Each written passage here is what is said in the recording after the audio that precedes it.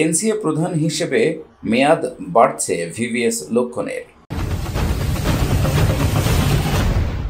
National cricket academy অর্থাৎ এনসিএতে দীর্ঘদিন দায়িত্ব সামলাচ্ছেন প্রাক্তন ভারতীয় ক্রিকেটার ভিভিএস লক্ষ্মণ। বিসিসিআইয়ের সঙ্গে চুক্তি অনুযায়ী তার মেয়াদ প্রায় শেষের পথে।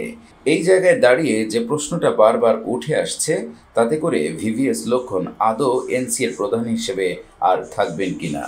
বিসিসিআইয়ের সূত্র মারফত খবর, ভিভিএস লক্ষ্মণের মেয়াদ বৃদ্ধির কথা চিন্তাভাবনা করছে। যা খবর, তাতে করে বিসিসিআইয়ের সঙ্গে কথা হয়েছে ভিভিএস লক্ষ্মণের। আরও অন্ততপক্ষে 1 বছরের জন্য চুক্তির মেয়াদ বাড়তে পারে লক্ষ্মণের। বিসিসিআইয়ের সঙ্গে তার এই বিষয়ে নাকি কথাবার্তা পাকা। এই বিষয়ে কয়েকদিনের মধ্যেই বিসিসিআইয়ের তরফে একটি নোটিফিকেশনও জারি করা হবে।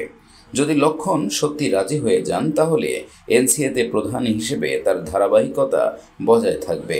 2021 সালের ডিসেম্বর মাসে এনসিএর দায়িত্ব নেন লক্ষ্মণ।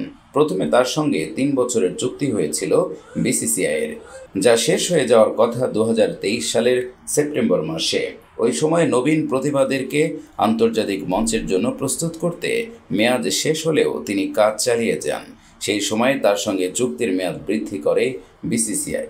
এবার সেই চুক্তি শেষ হয়ে যাওয়ার আগেই তার সঙ্গে কথাবার্তা বলে বিষয়টি বিসিসিআই চূড়ান্ত করে নিতে চাইছে, যাতে করে মেয়াদ শেষ হলে প্রধানের পদটি শূন্য না থেকে যায়। পাশাপাশি আর কয়েক মাসের মধ্যেই বেঙ্গালুরুতে দ্বিতীয় এনসিএর উদ্বোধন করবে বিসিসিআই। তাই 2 এনসিএর কার্যক্রম যাতে সুষ্ঠুভাবে চলতে পারে, এর জন্য বিসিসিআই চাইছিল অভিজ্ঞ কারোর হাতেই থাকুক দায়িত্ব।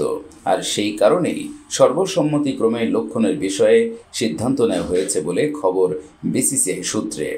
আইপিএলের বেশ কিছু ফ্র্যাঞ্চাইজির তরফে ভিভিএস লক্ষ্মণের কাছে মোটা অঙ্কের টাকার অফার ছিল, তাও তিনি সেই সব ফাঁদে পা দেননি।